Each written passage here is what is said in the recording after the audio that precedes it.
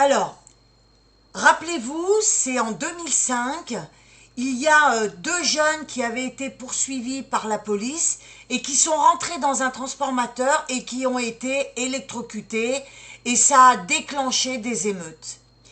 Et écoutez ce qui s'est passé. Ce sont des images qui avaient choqué la France entière.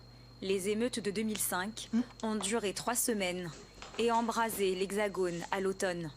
3 personnes y ont perdu la vie.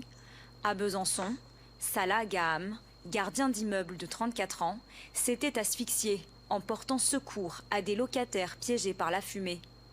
À Trappes, Alain Lambert, 52 ans, agent technique dans un lycée, a lui aussi succombé aux fumées après avoir tenté d'éteindre un incendie criminel.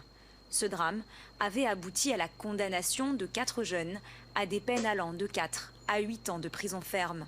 À Stein, en Seine-Saint-Denis, Jean-Jacques Le Chenadec, 61 ans, avait été grièvement blessé. Il décédera des suites d'un œdème cérébral. Son agresseur, Salah ad-Din Aloul, avait été condamné à 5 ans de prison ferme.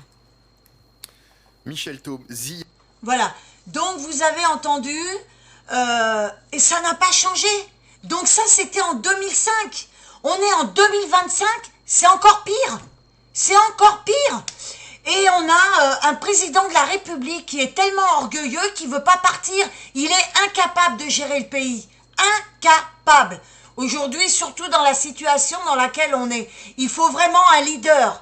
Un leader. Que ça soit le ministre, que ça soit le président de la République, ce sont des leaders et des gens courageux. Je m'étais proposé en tant que ministre, c'est pas pour rien, parce que je peux vous dire qu'il y aurait des changements.